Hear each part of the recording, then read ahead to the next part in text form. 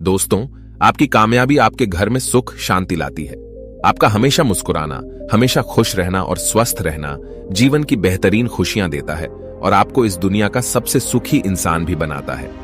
आज की जो कहानी मैं आपको सुनाने जा रहा हूं, इस कहानी में सारी दुनिया का ज्ञान समाहित है और सभी मुसीबतों का समाधान भी है। इसलिए इस कहानी को आप अंत तक जरूर देखिएगा। बहुत समय पहले की बात है। एक छोटा सा नगर था। उस नगर में एक बहुत ही धनी सेठ रहा करता था। उस धनवान सेठ के पास कहने को सब कुछ था, किसी चीज की कोई कमी नहीं थी। उस धनवान सेठ ने अपने जीवन में बहुत बड़े बड़े मुकाम हासिल किए थे। उसने अपने जीवन में कई सफलताएं प्राप्त की थी। वह जिस नगर में भी व्यापार करने जाता, वहां पर भी उसे सफलता मिलना निश्चित था। वह अपने जीवन में कभी भी हारा नहीं था। उसका व्यापार भी खूब जोरों शोरों से चल रहा था। उसके पिताजी ने उसे ऐसी 4 बातें बता रखी थीं, जिसका वह नियमित पालन किया करता था और उन्हीं बातों का अनुसरण किया करता था। और उन्हीं बातों की वजह से उसका जीवन बड़ा ही सुखमय था। वह जीवन के हर क्षेत्र में सफल था। ऐसे ही काफी समय बीत गया और अब वो धनवान सेठ काफी बूढ़ा हो चुका था। अब उसे लगने लगा था कि मेरी मृत्यु बहुत नजदीक है। मेरी मृत्यु कभी भी हो सकती है। और वह जानता था कि उसका बेटा बहुत भोला है, बहुत नादान है। उसे अभी दुनियादारी की समझ नहीं है। इसलिए उसने अपने बेटे को अपने पास बुलाया और अपने बेटे से कहा, बेटा, मैंने अपने पिताजी से 4 बातें सीखी थीं और उन्हीं बातों को मैंने अपने जीवन में उतारा। उन्हीं के अनुसरण की वजह से आज मैं अपने जीवन में इतना सफल हूं, अपना जीवन सुखमय पूर्वक बिता रहा हूं। उन्हीं बातों की वजह से आज मैं इतना सुखी हूं, संतुष्ट हूं और इतना धनवान हूं। ना ही कभी मुझे कोई बीमारी हुई और ना ही मुझे कभी कोई धन की कमी हुई।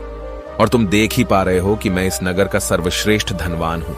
लेकिन आज मेरे पास जो कुछ भी है, मैं उससे संतुष्ट हूं, मैं खुश हूं। लेकिन मैं चाहता हूं कि तुम मुझसे भी आगे बढ़ो। तुम और नाम कमाओ, तुम और धन कमाओ। लोग तुम्हारे बारे में जाने, तुम्हें पहचाने, क्योंकि हमारा समय कुछ और था और तुम्हारा आने वाला समय कुछ और ही है। उस धनवान सेठ ने अपने बेटे को अपने और करीब बुलाया और उससे कहने लगा, बेटा, आज मैं तुमको दुनिया की ऐसी 4 महत्वपूर्ण बातें बताने जा रहा हूं जो मुझे मेरे पिताजी ने बताई थी और इसी के कारण आज मैं इतना सफल हूं। यदि तुमने इन सभी बातों को अपने जीवन में उतार लिया, इनका नियमित तौर पर पालन किया, इनका अनुसरण किया, तो तुम भी अपने जीवन में बहुत धनवान बन जाओगे, अपने जीवन को बहुत सुखमय तौर पर बिताओगे। इन बातों के अनुसरण से न तो तुम्हारे घर परिवार में कोई दुख आएगा और न ही तुम्हारे व्यापार में कभी कोई परेशानी उत्पन्न होगी। इतना कहकर धनवान सेठ अपने बेटे को 4 बातें बताना शुरू करता है। वह कहता है, बेटा, सबसे पहली बात है काम पर छांव में जाना और छांव में आना। दूसरी बात, अपने घर के चारों तरफ चमड़े की बाड़ रखना। तीसरी बात, हमेशा खाने को मीठा करके खाना। और चौथी बात, अपनी पत्नी को हमेशा बांध कर रखना। इतना कहकर वह धनवान सेठ अब निश्चिंत हो चुका था। वह यह जानता था कि उसका बेटा बहुत भोला है। वह अपने पिता की बात अवश्य मानेगा और इन सभी 4 बातों को अपने जीवन में उतारेगा और इनका अनुसरण भी करेगा। देखते देखते कुछ महीने बीत गए और फिर एक दिन धनवान सेठ मृत्यु को प्राप्त हो गया। अपने पिता की मृत्यु के बाद उस धनवान सेठ के बेटे ने उन सभी 4 बातों को एक कागज पर लिख लिया ताकि वह उन्हें भूल न जाए और उन्हीं बातों को वह अपने जीवन में उतारने लगा। उन 4 बातों का अनुसरण करने लगा। सबसे पहली बात जो उसके पिता ने उससे कही थी, छांव में जाना और छांव में आना, तो उसने अपने घर से लेकर अपनी दुकान तक पूरे रास्ते पर एक टेंट लगवा दिया, क्योंकि उसके पास पैसा तो बहुत था और उसे कोई रोकने वाला भी नहीं था। जब भी कोई उससे पूछता कि आखिर तुमने ऐसा क्यों किया, तो वह उसके जवाब में बस इतना ही कहता कि मेरे पिताजी ने मुझसे ऐसा ही करने को कहा है। इसके बाद उसने अपने पिता की अगली बात का अनुसरण किया। उसने अपने घर के दोनों तरफ चमड़े की एक दीवार खड़ी करवा दी। इसे देखकर आसपास के लोग बहुत क्रोधित हो गए। वे लोग उससे झगड़ा करने पर भी उतर आए। कई लोगों ने तो यह तक कह डाला कि आखिर तुमने ऐसा क्यों किया? चमड़े की बाड़ तुमने क्यों खड़ी करवा दी? चमड़े से बहुत बदबू आती है और इससे हमें तकलीफ होती है। इसे आज ही निकलवा दो। लेकिन कोई उसका कुछ भी ना बिगाड़ सका, क्योंकि उसके पास बहुत पैसा था। इसलिए कोई भी व्यक्ति उसका ज्यादा समय तक विरोध न कर सका और उसने भी मन बना लिया था कि वह अपने पिता की सभी बातों को पूरे दिल से मानेगा। उसके पिता ने उसे तीसरी बात कही थी, खाने को मीठा करके खाना। जिस कारण वह अपनी पत्नी से हर रोज खाने में कुछ मीठा ही बनवाता था। कभी सेवियां, कभी खीर, कभी हलवा तो कभी मिठाइयां। हमेशा यही सब खाता रहता। और उसके पिता ने उसे चौथी बात कही थी, अपनी पत्नी को हमेशा बांध कर रखना, जिस कारण वह हर रोज अपनी पत्नी को रस्सी से बांध कर रखता था। ऐसे ही कई दिन बीत गए और देखते ही देखते अब वह सेठ के बेटे का जीवन धीरे धीरे बर्बाद होने लगा था, क्योंकि उसने अपने पिता की सभी बातों का गलत मतलब निकाला था और वह उसी के अनुसार उनका पालन कर रहा था। देखते देखते उसका उतना बड़ा व्यापार अब ठप होने लगा था। उसके यहां पर ग्राहकों की संख्या कम होने लगी थी, क्योंकि जब उसका मन करता तब वह दुकान जाया करता और जब उसका मन करता तो वह दुकान से वापस घर लौट आता। उसका अपने पिताजी के इस कारोबार में मन नहीं लगता था। इस कारण उसके सारे ग्राहक अब उससे नाराज होने लगे थे।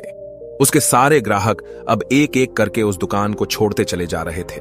इसी कारण उसका पूरा व्यापार अब ठप हो चुका था। जिस व्यापार को खड़ा करने में उसके पिताजी ने खून पसीना एक कर दिया था, उस व्यापार को उसने कुछ ही महीनों में पूरी तरह से बर्बाद कर दिया था। अब उसका धंधा बहुत कम हो चुका था, जिस कारण वह बहुत परेशान रहता था।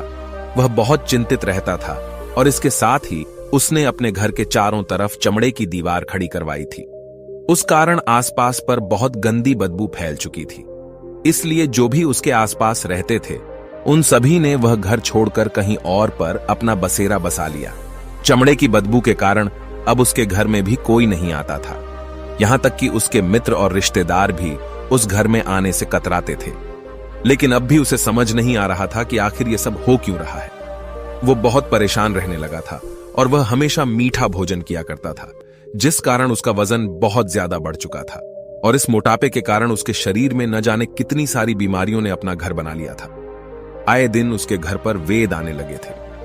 इन्हीं कारणों से अब उसका पैसा भी इन चीजों में बर्बाद होने लगा था और अपने पिता की चौथी बात उसने मानी थी। वह थी अपनी पत्नी को बांध कर रखता, जिसकी वजह से उसकी पत्नी उससे नाराज हो गई और वह घर छोड़कर अपने मायके लौट गई। उसने अपनी पत्नी को मनाने की कोशिश की, तरह तरह के उपाय किए, लेकिन उसकी पत्नी नहीं मानी। और वैसे भी कोई भी स्त्री ऐसे मर्द के साथ क्यों रहना चाहेगी जो उसे बेवजह ही बेबात पर बांध कर रखता हो। देखते देखते अब वह सेठ के बेटे का पूरा जीवन बर्बाद हो चुका था। न तो अब उसके पास व्यापार बचा था, न ही धन, न ही उसकी पत्नी, और न ही वह रिश्तेदार जो पैसों के लिए उसके आसपास घूमा करते थे। और तो और अब उसका स्वास्थ्य भी ठीक नहीं रहता था, जिस कारण वह बहुत चिंतित रहने लगा था, बहुत परेशान रहने लगा था। उसे यह सब समझ ही नहीं आ रहा था क्या हो रहा है और क्यों हो रहा है। इन सभी बातों को लेकर तो बहुत परेशान रहता और वह मन ही मन अपने पिताजी को कोसा करता, कहता, पिताजी आपने तो मेरा पूरा जीवन बर्बाद कर दिया। आपकी उन 4 बातों के कारण आज मुझसे मेरा सब कुछ छिन चुका है। न तो मेरे पास व्यापार रहा, न ही धन दौलत, न ही वह रिश्तेदार, न ही मेरी पत्नी, और यहां तक कि मेरे स्वास्थ्य ने भी मेरा साथ छोड़ दिया है। आप ही के कारण आज मेरा पूरा जीवन बर्बाद हो चुका है। यदि मैंने आपकी वह 4 बातें न मानी होती, यदि मैंने उन्हें अपने जीवन में न उतारा होता, तो आज मैं एक सुखमय जीवन जी रहा होता। आपकी इन 4 बातों पर चलकर मुझे क्या मिला? मैंने एक आज्ञाकारी बेटे की तरह आपकी सारी बातें भली भांति मानी, उन पर यकीन किया, उनका अनुसरण किया। लेकिन मैं ही मूर्ख था जो मैंने आपकी उन बातों पर आंख बंद करके यकीन कर लिया। इतना कहकर वह फूट फूट कर रोने लगा।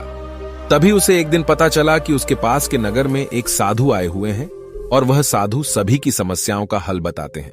चाहे कैसी भी समस्या हो, वह उसका निवारण अवश्य करते हैं। यह सुनकर उसने सोचा कि चलो एक बार मिलकर देखता हूं, हो सकता है कि मेरी भी समस्या का समाधान मुझे मिल जाए। इस आशा के साथ वह उन साधु के पास पहुंचा। वहां पहुंचकर सीधा उनके चरणों में जा गिरा और जोर जोर से रोने लगा। वह कहने लगा, हे गुरुवर, अब आप ही मुझे बचा सकते हैं। मेरे पिताजी ने तो मेरा पूरा जीवन बर्बाद करके रख दिया। आज मेरी जो भी स्थिति है वह सब मेरे पिताजी के कारण ही है। मेरे पिताजी ने मुझे जैसा कहा मैंने वैसा ही किया। हमेशा एक अच्छे बेटे की तरह उनकी सारी बातें मानी, अपने सारे फर्ज निभाए, और देखिए मेरे पिताजी ने मेरे साथ क्या किया। मरते मरते भी वह मुझे गलत बात सिखा गए और उसका खामियाजा मुझे आज भुगतना पड़ रहा है, क्योंकि मैंने उनकी सभी बातों को अपने जीवन में उतारा, उनका अनुसरण किया, और देखिए आज मेरे साथ क्या हो गया। मेरा तो पूरा जीवन ही बर्बाद हो गया। मैं अब तक यह नहीं समझ पाया कि मेरे पिताजी ने मेरे साथ ऐसा क्यों किया। क्या मैंने उनके साथ कुछ गलत किया था? इतना कहकर वह उन साधु के सामने और भी जोर जोर से रोने लगा। तभी वह साधु महाराज उस सेठ के बेटे से कहते हैं, बेटा चुप हो जाओ, पहले मुझे अपनी सारी बात तो बताओ। आखिर तुम्हारे साथ क्या हुआ है? तुम इस तरह से क्यों रो रहे हो? तुम्हारी इस परेशानी का क्या कारण है? उन साधु के इतना कहने पर उस सेठ के बेटे ने पर्ची उन साधु के हाथ में रख दी, जो उसने अपने पिता की मृत्यु के बाद लिख रखी थी, जिसमें उसने अपने पिता की चारों बातें लिखी थी। उन साधु ने पर्ची ली और उसे पढ़ने लगे, और उन्होंने जैसे ही वह पढ़ा, वह जोर जोर से हंसने लगे, और वह उस सेठ के बेटे से कहते हैं, तुम कितने बड़े मूर्ख हो। तुम्हारे पिता ने तो तुम्हें दुनिया का सारा ज्ञान दे दिया, लेकिन तुम उसे समझ नहीं पाए। तुम उसका सही तरह से पालन नहीं कर पाए और कहते हो कि तुम्हारे पिता ने तुम्हें गलत राह दिखाई है, तुमने गलत संदेश दिया है। तुम्हारे पिताजी तो तुम्हारी परीक्षा ले रहे थे कि तुम उनकी बातों को समझ पाते हो या नहीं, तुम उनकी बातों का सही मतलब निकाल पाते हो या नहीं। यदि वह चाहते तो इसका मतलब तुम्हें अच्छी तरह से बता सकते थे, लेकिन वह चाहते थे कि तुम इन बातों का मतलब खुद से जानो, खुद से समझो कि इन बातों का क्या अर्थ है। लेकिन अब तो ऐसा प्रतीत होता है कि मानो तुम्हारी बुद्धि बिल्कुल भ्रष्ट हो चुकी है। तुमसे बड़ा मूर्ख मैंने आज तक नहीं देखा। जिसके पास दुनिया का इतना बड़ा ज्ञान हो, वह भला इतनी बड़ी मूर्खता कैसे कर सकता है? तुम्हारे पास कोई ज्ञान नहीं है, तुमने कोई भी ज्ञान अर्जित ही नहीं किया।